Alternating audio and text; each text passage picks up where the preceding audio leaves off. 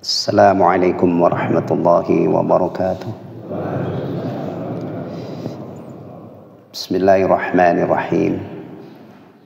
Alhamdulillahi rabbil alamin. Wabihi nasta'inu ala umurid dunya waddin. Wassalatu wassalamu ala sayyidil anbiya'i wal mursalin. Nabiyyina Muhammadin al-mab'uthi rahmatan lil alamin.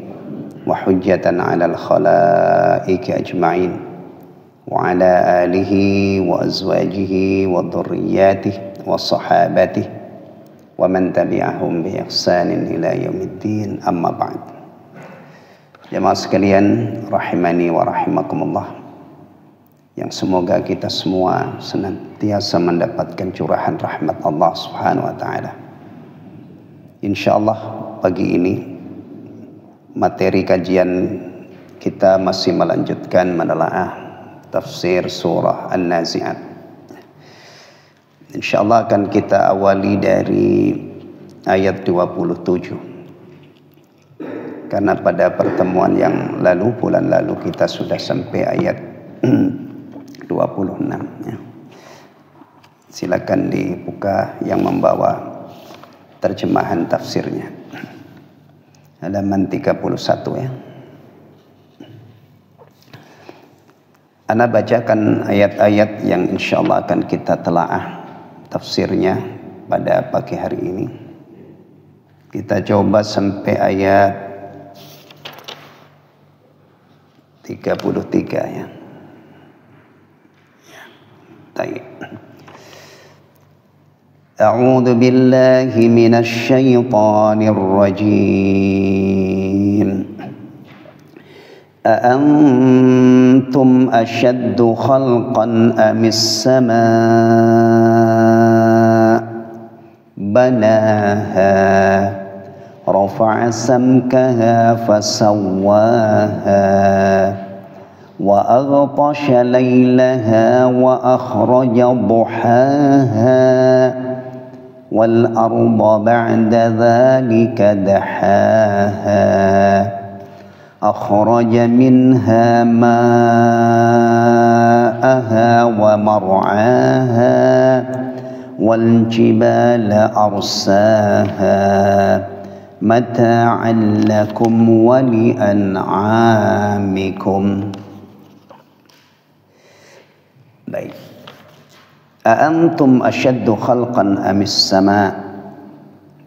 Apakah penciptaan kamu yang lebih dahsyat, yang lebih sulit, yang lebih hebat, ataukah langit? Banaha, dia telah membangunnya.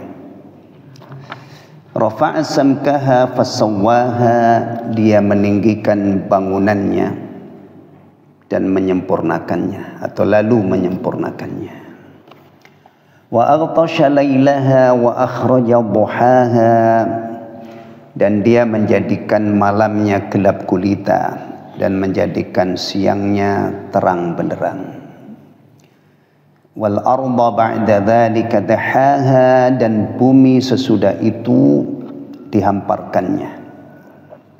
Akhraja minha ma'aha wa mar'aha, dia memancarkan daripadanya mata airnya dan menumbuhkan tumbuhan-tumbuhannya. Wal jibala arsaha, dan gunung-gunung dipancangkannya dengan kokoh atau dengan teguh. Mata'an lakum wa li'an'amikum, untuk kesenangan kamu dan binatang-binatang ternak. Jemaah sekalian rahimani wa rahimakumullah, ini ayat-ayat yang akan kita telaah tafsirnya merujuk kepada tafsir Syekh Abdul Rahman As-Sa'di rahimahullah wa jazahullahu khairan anil Islam wal muslimin. Qala Allah Ta'ala hal ataka a'antum ashaddu khalqan amis sama' ila qawlihi ta'ala mata'an lakum wa li'an'amikum. Beliau rahimahullah menafsirkan ayat-ayat ini sebagai berikut. Yaqulu ta'ala, Allah yang Maha Tinggi berfirman. Qala yaqul, itu kalau diterjemah disesuaikan dengan siapa yang berbicara ya. Kalau orang biasa biasanya diterjemah fulan mengatakan atau berkata. Kalau untuk Rasul Muhammad sallallahu alaihi wasallam lazimnya kita terjemah apa? Kalau beliau bersabda. Kalau Allah tabaraka wa taala biasanya terjemahan yang kita pakai apa? Qala Allah taala, qala Allah subhanahu wa taala. Biasanya apa? Berfirman ya. Yaqulu ta'ala, Allah yang Maha Tinggi berfirman, mubayyinan, menjelaskan, dalilan wadihan, dalil yang sangat jelas, yang sangat gamblang. Dalil itu bisa kita terjemahkan bukti ya. Allah berfirman menjelaskan bukti-bukti yang sangat jelas. Limunkiril ba'si, bagi orang-orang yang mengingkari hari kebangkitan. Nabi sallallahu alaihi wasallam ketika mendakwahkan agama ini, di samping beliau mendakwahkan tauhid la ilaha illallah, beliau datangi kerumunan orang. Awalnya itu orang per orang, beliau pilih orang-orang tertentu. Ini kalau istilahnya adalah dakwah sirriyah, dakwah rahasia sembunyi-sembunyi. Rasulullah SAW memilih orang-orang yang diharapkan bisa menerima ini, disodorkan, diajarkan la ilaha illallah ya. Dulu dakwah beliau itu awal-awal simple banget. Kemudian setelah dakwah jahriyah, beliau datangi kerumunan orang, ke pasar ya. Beliau sampaikan, ayyuhan nas qulu la ilaha illallah tuflihu, wahai manusia ucapkanlah la ilaha illallah, kalian pasti beruntung ya. Itu yang disodorkan oleh beliau, yang diajarkan ya. Banyak yang menolak. Tentunya qulu la ilaha illallah itu tidak hanya mengucapkan ya, tetapi diyakini di hati, diucapkan di lisan, dan dibuktikan dengan amal perbuatan. Termasuk juga yang diajarkan di awal-awal itu adalah adanya kehidupan akhirat yang kekal dan abadi. Orang-orang yang didakwai oleh Rasulullah SAW itu sebagian besarnya mengingkari adanya hari kebangkitan. Bukan hanya sekedar mengingkari, ya. Mereka mengatakan mustahil, hayhat, jauh, nggak mungkin, mustahil. Masa orang sudah mati, jasadnya hancur lebur, bisa hidup kembali. Untuk mereka yang mengingkari kebangkitan inilah Allah suguhkan sekian banyak bukti ya. Karena masalah kebangkitan itu adalah landasannya kemahakuasaan Allah ya. Urusan hari kebangkitan itu landasannya adalah Allah Maha Kuasa. Nah, bukti-bukti kekuasaan Allah Subhanahu wa taala itu banyak sekali, ada pada setiap makhluknya ya. Maka orang-orang yang mengingkari hari kebangkitan disodor ini loh bukti kalau Allah Maha Kuasa. Maka ada prinsip begini, ikhwatal iman, kenali dunia dulu sebelum kita menjelajah akhirat. Karena kalau kita menjelajah akhirat itu kita akan ketemu dengan hal-hal, kita akan mendapatkan berita hal-hal yang luar biasa.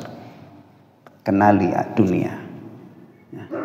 Sehingga nanti mudah-mudahan kalau kita sudah kenal kemahakuasaan Allah, bukti-buktinya itu jelas, bahkan seekor semut atau yang lebih kecil dari semut pun menyimpan bukti kekuasaan Allah yang luar biasa. Mudah-mudahan ini menjadi landasan untuk mudah membenarkan apa-apa yang Allah kabarkan, apa-apa yang Rasulullah kabarkan yang nanti terjadi pada hari kiamat atau di kehidupan akhirat yang kekal dan abadi. Baik. Wa mustab'idi i'adatallahi lil ajsad. Ya, Allah menjelaskan dalil yang jelas bagi orang-orang yang mengingkari kebangkitan dan yang menganggap mustahil Allah mampu mengembalikan ruh ke dalam jasad. Maksudnya mustahil Allah bisa menghidupkan atau mustahil manusia akan hidup kembali setelah mereka ada di alam kubur atau di alam barzakh. Dalam surah Yasin Allah juga mengkhabarkan tentang orang yang tidak percaya tentang adanya hari kebangkitan ini. May yuhyil idhama wa hiya ramim. Siapa sih yang bisa menghidupkan tulang belulang yang hancur luluh, yang hancur lebur? Jadi mereka itu percaya kalau manusia ini wafat meninggal dikubur itu lambat laun jasadnya akan hancur. Bahkan tulang-tulangnya yang utuh itu, yang keras itu juga akan hancur. Alhamdulillah kita masih hidup.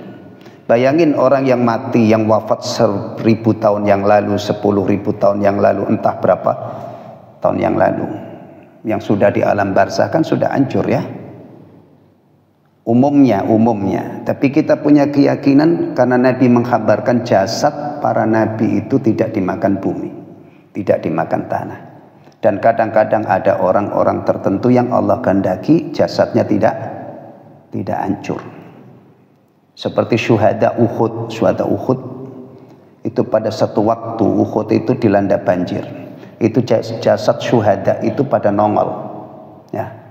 Itu setelah puluhan tahun, ingat saya, setelah puluhan tahun itu ternyata Masya Allah jasad-jasad mereka itu masih bahasanya apa kalau jasad itu? Segar ya, masih segar. Ya.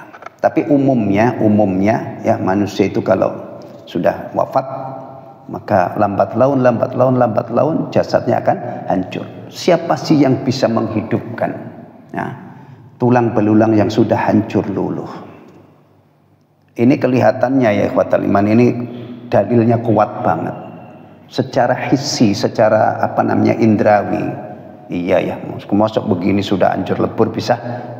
Tapi lihat jawabannya, qul yuhyiha alladhi ansha'aha awwala marrah. Katakanlah wahai Muhammad, wahai Rasul, yang akan menghidupkan kembali adalah yang menciptakan kali yang pertama. Jadi kalau kita cermati diri kita ini, Allah ciptakan kita dari nutfah. Alhamdulillah tadi sang imam mengingatkan kita tentang itu. Hal ata 'alal insani hinun minad dahri lam yakun syai'an madhkura. Inna khalaqnal insana min nutfatin amsyaj nabtalihi faj'alnahu sami'an basira. Masya Allah. Kita ini diciptakan dari nutfah. Jadi seperti ini. Berarti Allah subhanahu wa ta'ala itu jelas terlihat kemahakuasaannya dari diri kita ini ya. Taib. Kemudian Allah berfirman, antum ini kalau kita belajar bahasa Arab ya, ada namanya dhamir, kata ganti ya. Anta, antuma, antum. Anta itu laki-laki satu, antuma dua, antum banyak. Nah, banyak itu kalau dalam bahasa Arab lebih dari tiga ke atas. Ya. Kalau untuk perempuan anti, antuma, antunan dan seterusnya. Antum, ini firman Allah kepada siapa? Ya. Kalau kepada Rasul Sallallahu Alaihi Wasallam, Rasul sendiri ya, itu biasanya domirnya untuk laki-laki satu, anta. Antum ayyuhal bashar, apakah kamu wahai manusia, kamu sekalian ya. Nah ini kan sebagian kita itu biasanya sudah mulai dikit-dikit menggunakan bahasa Arab ya. Ya, itu kalau nyapa satu orang itu biasanya antum. Antum kemana? Antum dari mana? Antum sudah sehat dari sakitnya dan seterusnya. Ini sebenarnya ya, ini bahasa Arab cita rasa Indonesia. Iya, kalau satu orang itu mestinya anta, itu bahasa Arab fasih, fusha namanya. Kalau antum, bahkan sahabat-sahabat dulu itu kalau menyapa Rasulullah itu juga anta. Cuman kita ini kayaknya kalau satu orang kita sapa anta, atau kalau Betawi ente gitu ya, itu kayaknya kurang apa ya. Ya, saya sering bercanda, ini bahasa Arab cita rasa. Nah, kalau yang fasih, satu orang laki-laki itu anta, ya. Misalnya ya, kita kalau belajar bahasa Arab itu kan ada settingan hiwar namanya, percakapan. Assalamualaikum. Waalaikumsalam. Masmuk. Siapa namamu? Ana Muhammad. Wa anta? Masmuk. Anta. Kalau satu orang antum baca antum, itu bahasa Arab gak fasih namanya, aslinya begitu. Tapi kita gunakan antum gitu kan. Coba deh, benar kan biasanya gitu ya. Sebagian kita itu ada yang mengatakan, tapi tidak semua. Saya juga tidak semua orang saya sapa anta, tergantung lawan bicara saya siapa ya. Kalau orang sepuh ya kadang-kadang jenengan ya. Kalau di tempat saya itu orang sepuh ya, itu cara memuliakannya itu pakai jenengan ya. Yang dari Jawa kayak saya siapa? Mbak jenengan saking punti, jenengan tindak punti, terus putih gambarin jenengan, gitu kan? Orang sepuh dibaca kue misalnya, kue kon dibahas sofir, apalagi yang nyapa itu anak muda ini nggak ngerti adab, nggak ngerti tata krama. Antum ayyuhal bashar, apakah kalian wahai umat manusia, wahai manusia, asyaddu khalqan amis sama'? Ada beberapa terjemahan, ada yang mengatakan yang lebih sulit penciptaannya atau langit. Ada juga terjemahan yang lebih hebat penciptaannya atau langit. Antum asyaddu khalqan, apakah kamu yang lebih yang lebih, kalau di sini lebih sulit penciptaannya ataukah langit gitu ya. Ini sulit, ini bisa kita terjemah dengan beberapa variabel pengganti. Kamukah yang lebih hebat penciptaannya ataukah langit?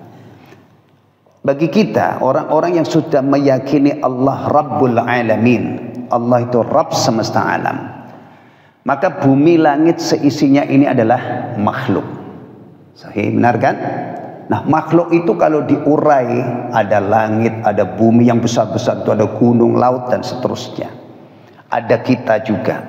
Nah, manusia yang dikaruniai akal, yang bisa berpikir ini ya, yang tidak percaya dengan adanya hari kebangkitan, disodori sebuah fakta. Ini ada kamu makhluk, langit juga makhluk. Coba pikir, coba renungkan, coba bandingkan. Antum asyaddu khalqan amis sama'?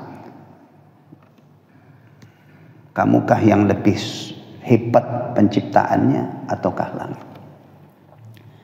Jemaah sekalian, kalau kita itu kenal langit, kenal ya, kita orang beriman Allah Rabbul Alamin, langit itu makhluk, kita juga makhluk. Jawabannya apa? Apakah nunggu kira-kira berpikir 1,5 jam baru ketemu jawabannya? Kita itu kalau kenal langit bukan sekedar yang kita lihat dengan mata kita, kenal langit melalui ayat-ayat Al-Quran, melalui hadis Nabi. Langit itu disebut dalam Al-Quran 7 lapis, sab'a samawat.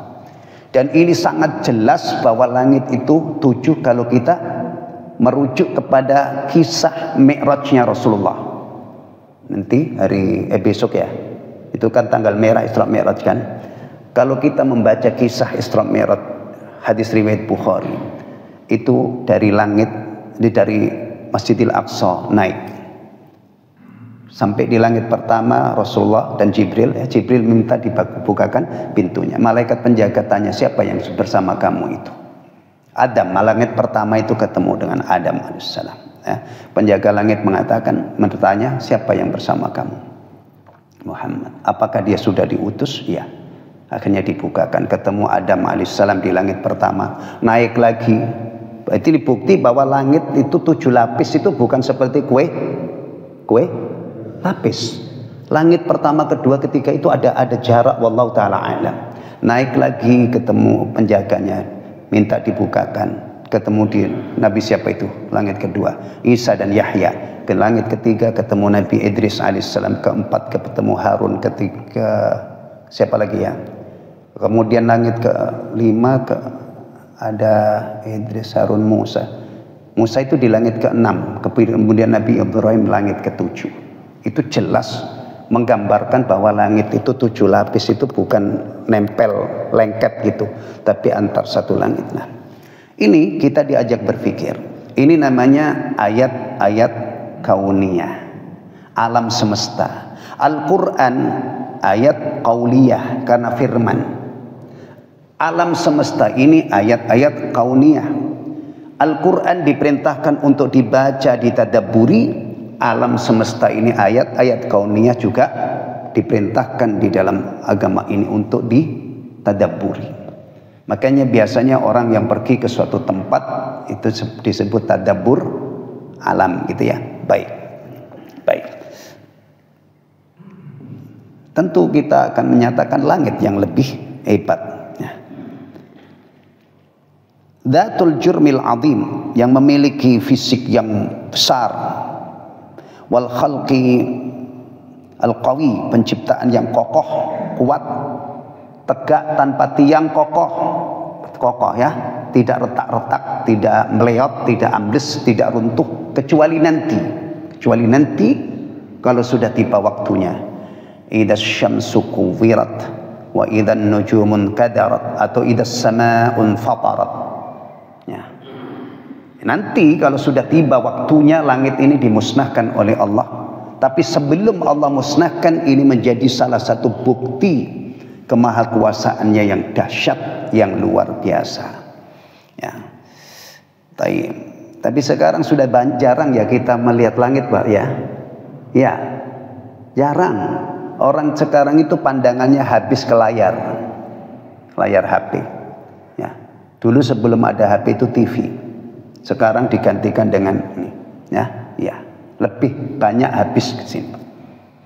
Apalagi orang Indonesia itu, masya Allah, penggunaan ini HP itu luar biasa. Nggak tahu kalau di ranking di dunia ini mungkin termasuk yang menghabiskan waktu paling banyak. Entah ranking keberapa saya tidak tahu, tapi yang kita lihat memang seperti itu. Padahal kalau kita mau mendongak ke atas itu, ya, kita akan melihat ini bukti kemahakuasaan Allah Subhanahu wa taala. Apalagi kalau itu orang-orang yang tidak percaya, ya, kemudian dia mau menggunakan akalnya, mau memenuhi perintah ini, perintah untuk tadabbur tadi, insya Allah, ya. Tapi kadang-kadang juga masalahnya itu orang kalau sudah kafirnya itu mendarah daging itu, ya, tidak ngefek. Ditakut-takuti, diberi peringatan juga enggak ngefek. Wal irtifa'ul bahir, dan ketinggian yang luar biasa. Banahallahu, Allah membangunnya, yang membangunnya. Ya. Wa rafa'a samkaha, Allah tinggikan bangunannya, ay jurmaha wa surataha fasawwaha, lalu dia menyempurnakannya. Biihkam wa itqan, dengan sempurna, dengan kokoh dan sempurna.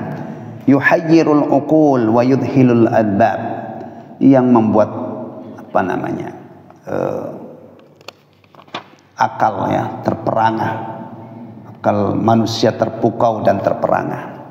Ya, ini kalau direnung-renungkan itu kita akan terkagum-kagum, terperangah. Subhanallah, ujung-ujungnya kita memuji-muji Allah Subhanahu wa ta'ala atas makhluknya yang luar biasa itu.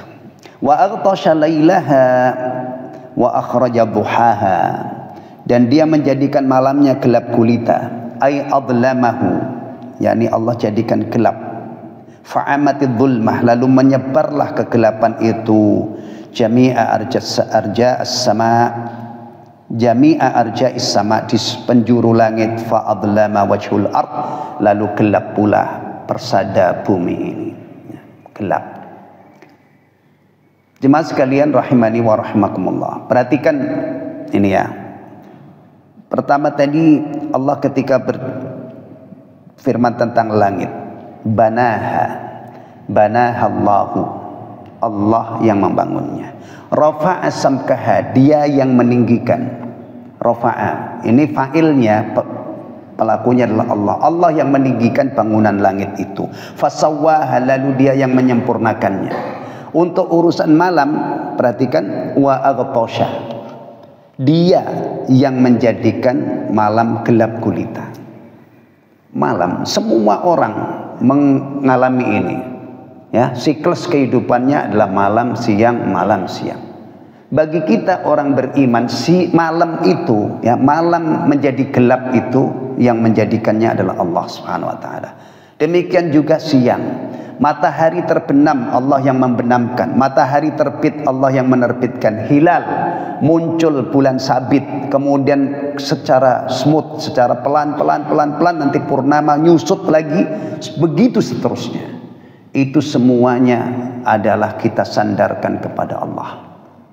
Hati-hati ya, kita ini orang beriman, membaca alam semesta ini semuanya kita sandarkan kepada Allah. Ada langit turun, ya, apa hujan turun dari langit, Allah yang menurunkan. Kadang-kadang kita itu, ya, ikut-ikut orang lain tanpa sadar, tanpa kita pikir. Nikmat-nikmat Allah itu kita kadang-kadang sandarkan kepada alam. Alam negeri kita ini subur makmur, memberikan sekian banyak kekayaan alam. Ini, ya, kalau ditimbang dengan ajaran kita, orang mengatakan alam menganugerahkan kita berbagai macam karunia. Ini kalau benar-benar yakinin, itu berupa keyakinan, maaf, ini fatal. Alam itu makhluk, mestinya segala macam nikmat itu kita sandarkan kepada Allah. Allah menganugerahkan alam yang makmur, yang subur makmur. Duit aja itu pada bergelantungan di pohon. Ya, ini lagi musim durian, ya, benar? Yang hobi durian mana? Kampung Badui. Itu kemarin saya baca beritanya. Badui itu di mana? Daerah Banten, ya. Itu masya Allah diserbu orang-orang maniak durian itu, penggemar durian. Katanya itu mobil itu sampai macet mulai dari terminal. Ini lagi musim. Berita, ada warga itu yang mengatakan, yang mengkabarkan, satu pohon durian itu bisa menghasilkan 1000. Ada yang buahnya itu sampai 1000. Maksud saya mikir, kalau saya mencontohkan suburnya alam ini yang Allah anugerahkan, itu duit itu pada bergelantungan di pohon. Durian itu satu berapa? Tergantung, ya. Taruhlah misalnya berapa yang pasarannya yang wajar aja 50.000. Kalau ada 1000, berarti itu ada 50 juta sepohon. Itu baru durian. Mangga itu kadang-kadang satu pohon itu yang rimbun berapa Pak Sadli? Ada yang ribuan juga, ya. Wah, berapa itu kalau sekilo? Allahu Akbar. Nah, nih. Ya, taib. Malam Allah yang menggulirkan. Yulijul laila fin nahari wa yulijun nahara fil lail. Semua kejadian besar atau kecil itu harus kita sandarkan kepada Allah. Termasuk keadaan kita hari ini, kita sehat, Allah yang menganugerahkan kesehatan. Hati kita digerakkan bisa ke masjid, itu juga Allah yang memberi taufik, ya. Ya Allah yang memberi pertolongan sampai akhirnya kita bisa rukuk, bisa sujud. La haula wala quwata illa billah. Demikian juga kita tidak menjadi pencandu khamr, kita tidak menjadi penjina, kita tidak menjadi penjudi online. Nah, kita tidak maksiat yang lain, itu juga karena kita dijaga oleh Allah Subhanahu wa taala.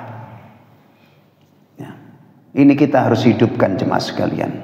Keyakinan ini sehingga hidup itu masya Allah, ya, penuh dengan semangat. Hari ini aman, kita bangun tidur aman. Kita tidak kebablasan mati, tidak terjadi apa-apa di rumah. Itu karena Allah Subhanahu wa taala yang menganugerahkan keamanan. Bangun tidur dalam keadaan afiah, ya, itu Allah yang memberi afiah. Hari ini ada yang kita makan, sarapan, nanti makan siang masih ada dana untuk itu, atau bahkan kadang-kadang real di rumah kita itu ada beras, ada lauk pauk misalnya. Itu juga rezeki dari Allah. Rasulullah sallallahu alaihi wasallam bersabda, "Man asbaha Nggak tahu ini yang ngaji Adabul Mufrad dengan dari sudah sampai ini belum Pak Samsul?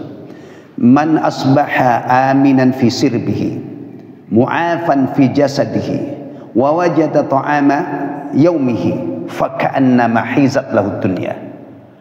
Barang siapa yang di pagi hari itu aman di tempat tinggalnya, rumahnya tidak kebakar, keluarganya selamat semua, tidak dibantai orang, harta bendanya selamat, tidak ada rampok, tidak ada maling yang masuk, ya.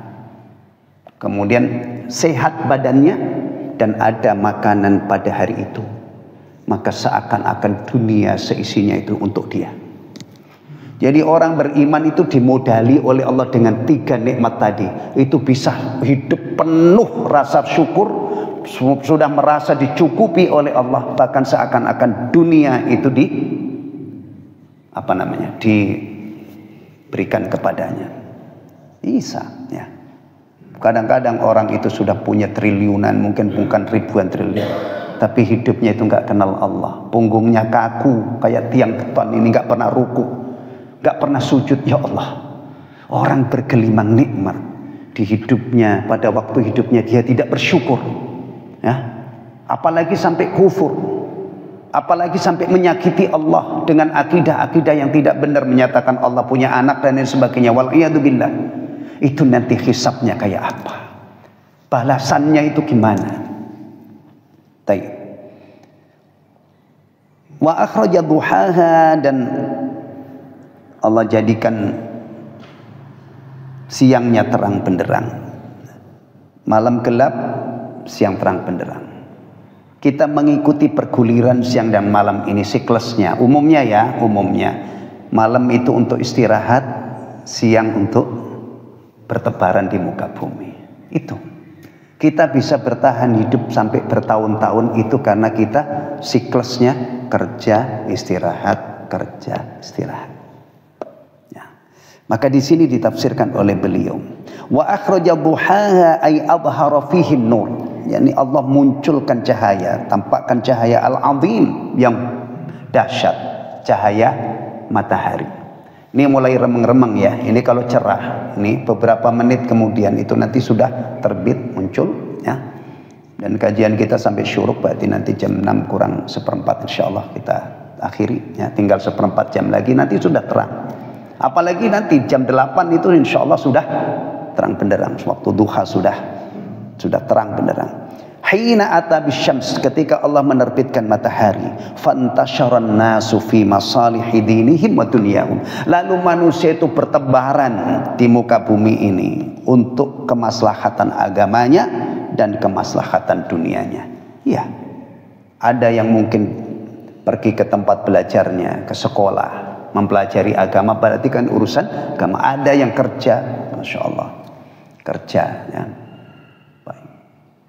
Kalau kita mau melihat dahsyatnya ini, ya, nggak usah jauh-jauh ke Tol Timur itu yang dahsyat, atau ke Kalimalang, ke arah Cikarang atau ke arah Jakarta atau ke arah Pulau Gadung, ya.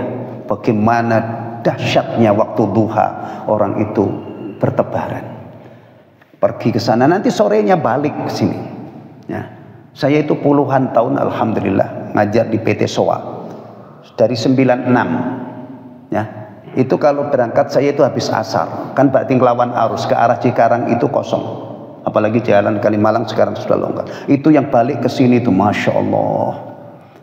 Dan hebatnya lagi, ya, sekian banyak orang itu berangkat dari rumah ke tempat tujuan, balik lagi selamat itu kadang-kadang bertahun-tahun. Ada orang itu dilindungi oleh Allah sampai paripurna, mengarungi sekian ratus ribu kilo, ya, itu nggak lecet, nggak apa, sampai pensiun, mendapatkan rizki sekian banyak, hasilnya itu rumah mewah, kendaraan mewah. Itu mundar-mandir tadi, memanfaatkan waktu siang, diawali dari pagi ini sampai sore, kemudian pulang istirahat.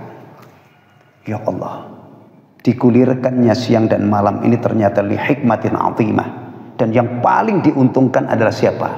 Manusia yang paling diuntungkan dengan adanya perguliran siang dan malam, ya. Itu yang bekerja, ya. Petani juga demikian. Dia kadang-kadang tancepin itu atau tanemin ini Dan itu tidak usah ditungguin tiap hari di rumah, di tempat itu. Tani itu bisa ke sawah nanti pulang sore misalnya, nggak usah nongkrong harus nungguin padinya itu setiap hari 3 bulan dia di sawah, nggak ada itu. Dia tinggal pulang masih ketemu anak, ketemu istri, masih bisa makan, masih bisa tidur. Insya Allah 3 bulan panen, insya Allah. Atau ada varietas unggul sekarang 2 minggu panen? Belum ya, belum kan? Nah, ya itu gambarannya. Wal arda ba'da dzalika dahaha, dan bumi sesudah itu dia hamparkan. Yang itu yang kita lihat ya, bumi ini memang hamparan kan. Kemana kita melangkah sejauh mata memandang, yang kita lihat itu adalah hamparan. Meskipun ada teori bumi itu bulat, saya tidak pernah bisa membuktikan kalau bumi itu bulat. Karena besarnya bumi, kemana saya berjalan dan melayangkan pandangan jauh ke depan, yang terlihat adalah hamparan. Ya, coba naik kereta, mulai dari lepas Cikarang itu ya, Kerawang hamparan, kita tengok kanan kiri itu hamparan sawah, sejauh mata memandang, tidak kelihatan bulat itu enggak. Atau tol Trans Jawa itu, antum yang pulang ke Jawa, coba lihat, ini yang nyata, Allah hamparkan. Baik. Ay ba'da khalqis sama, setelah Allah menciptakan langit, dahaha ay Allah hamparkan, ay auda'a fiha manafi'aha, dan Allah simpan berbagai macam manfaat di bumi ini yang sampai hari ini tuh nggak habis-habis ya. Ada untuk perumahan, ada untuk jalan, ada untuk sentra industri, masya Allah banyak banget ya. Ada apalagi hotel, ada mall, nggak habis-habis. Nah, kemudian wa fassara dzalika biqaulihi, lalu Allah jelaskan ayat sebelumnya tadi biqaulihi dengan firman-Nya, wal arda ba'da dzalika dahaha, dan bumi sesudah itu Allah hamparkan. Kemudian bumi ini menyimpan berbagai macam manfaat. Dijelaskan di antara manfaatnya, akhraja minha ma'aha wa mar'aha. Akhraja minha ma'aha, Allah pancarkan daripadanya mata airnya ya, mata air. Kemudian wa mar'aha, dan tumbuhan-tumbuhannya. Mar'a ini sebenarnya kalau kita ini adalah itu tempat, namanya isim makan, ro'a, tempat menggembala. Ini nanti kaitannya dengan binatang ternak ya. Baik, ini kan sampai hari ini jemaah sekalian ya, penduduk bumi itu diperkirakan berapa Pak jemaah sekalian? Miliaran ya, miliaran kan. Kalau dipikir-pikir sehari kebutuhan makan orang sedunia ini berapa?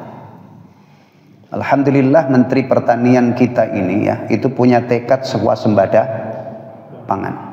Maka anak-anak muda itu dipanggil, diajak bertani, dijanjikan gaji 10 juta. Masya Allah, mudah-mudahan berhasil. Dan kemarin beliau juga ngamuk-ngamuk, saya baca beritanya, singkong itu diimpor. Beliau ngamuk-ngamuk itu Pak Arman itu ya, singkong saja itu impor. Padahal di negeri kita ini Masya Allah singkong itu melimpah kan. Nah, ya. Ini sampai hari ini orang se-Indonesia, orang sejagat raya itu makannya adalah dari sini. Allah pancarkan air atau Allah turunkan hujan ya, kemudian diserap oleh bumi, kemudian tumbuh tumbuhan. Iya, beras dari situ. Yang keren-keren orang yang tidak makan beras tapi makannya roti misalnya. Roti itu bahan bakunya apa? Memang pasir. Roti kan enggak, tumbuhan. Allahu Akbar. Allah yang maha kaya menjamin rizki manusia. Allah berfirman, semua yang hadir di dunia ini, yang hidup ini dijamin rizkinya oleh Allah. Nih, dari sini Allah keluarkan airnya, Allah tumbuhkan tumbuhan-tumbuhan. Tapi ini utamanya ya, ini tumbuhan budidaya. Bukan ditumbuhkan tanpa usaha, digarap di ini baru insya Allah. Kalau yang tumbuhan ini yang bukan budidaya itu ya kadang-kadang rumput, duri atau pepohonannya. Tapi kalau yang untuk kebutuhan manusia itu memang manusia yang nanam, ya, yang berusaha. Tayyib. Kemudian wal jibala arsaha ay tsabbataha fil ard, dan gunung-gunung Allah pancangkan dengan kokoh, Allah tancapkan dengan kokoh. Dulu di surah An-Naba, jemaah sekalian, gunung itu fungsinya apa? Wal jibala gunung-gunung untuk menjaga keseimbangan bumi. Tenang, nggak goncang, nggak miring, alhamdulillah. Dan saya itu lahir tahun 64. Sampai sekarang saya tidak pernah mengalami di tempat tinggal saya itu tiba-tiba miring kemudian saya gelundung, itu nggak ada. Iya.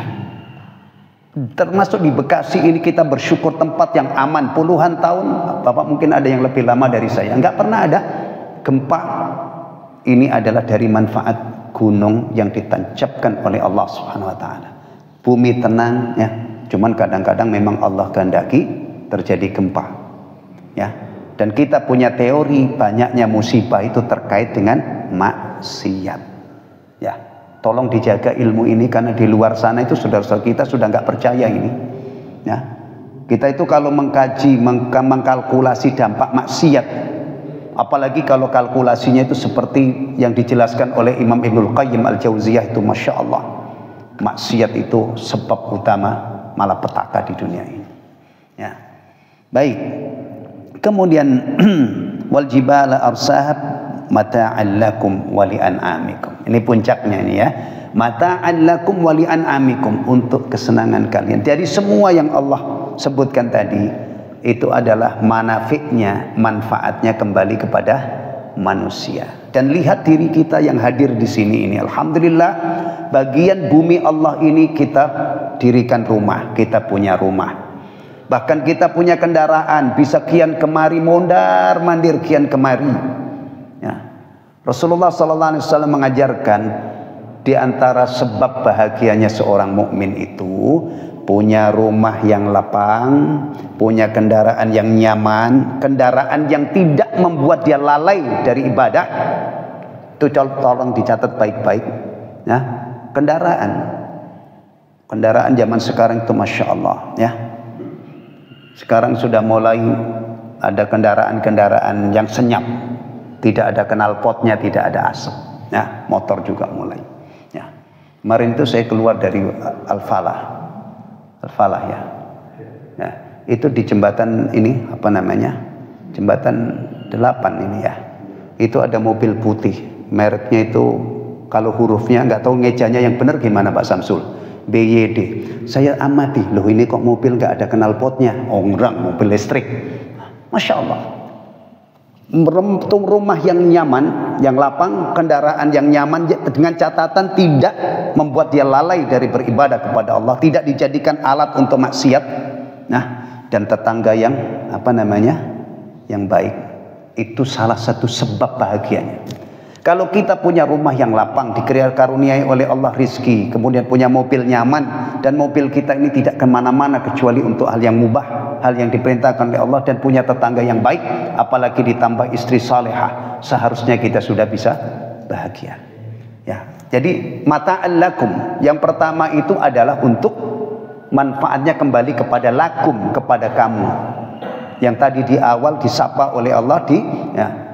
Antum asyaddu khalqan amis sama. Pikirkan semua itu, kembalinya manfaatnya yang kamu petik itu luar biasa, ya kan? Yang bikin manusia dunia ini gegap gempita ya kan manusia kan.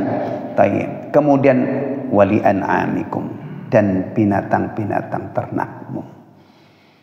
Ternak makan rerumputan, gemuk, nanti yang ujung-ujungnya manfaatnya kemana?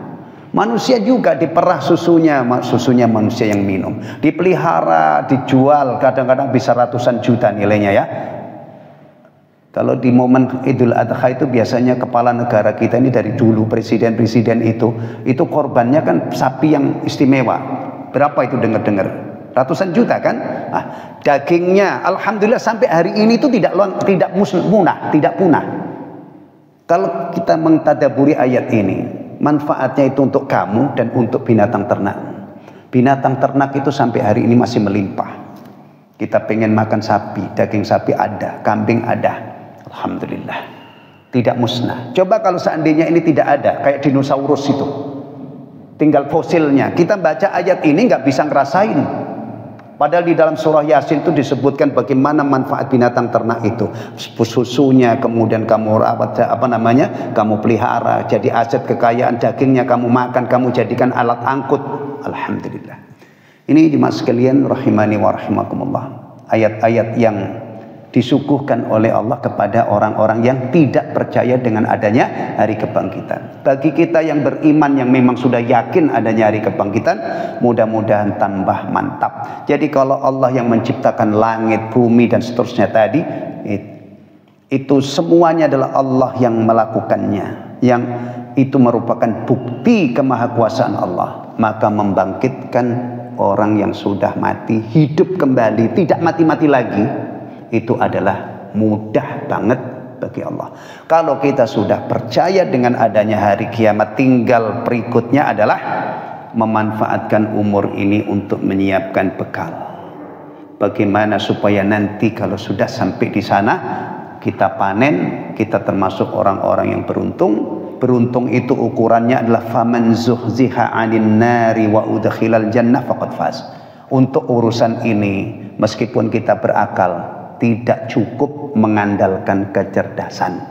Supaya kita bahagia dunia dan akhirat itu Allah turunkan kitab sebagai pedoman, Allah utus Rasul sudah menjalankan tugasnya dengan sangat sempurna. Tinggal kita mau nggak mempelajari apa yang ada di dalam agama kita ini yang menyebabkan kita bahagia dunia dan akhirat. Rabbana atina fid dunya hasanah wa fil akhirati hasanah wa qina adzabannar. Itu doa favorit Nabi, doa favorit sahabat Nabi, dan doa favorit kaum muslimin sampai hari ini. Alhamdulillah, mudah-mudahan kita selalu mendapatkan taufik dan hidayah dari Allah. Umur kita gunakan untuk menghamba, mengabdi, yang nanti pada akhirnya balasannya adalah semoga kita mendapatkan ampunan Allah, semoga kita mendapatkan rahmat Allah, semoga kita mendapatkan keridhaannya, mendapatkan anugerahnya, dijauhkan dari nerakanya, dimasukkan ke dalam surganya. Amin amin ya rabbal alamin. Subhanakallahumma wa bihamdika asyhadu an la ilaha illa anta astaghfiruka wa atubu ilaik. Wassalamualaikum warahmatullahi wabarakatuh.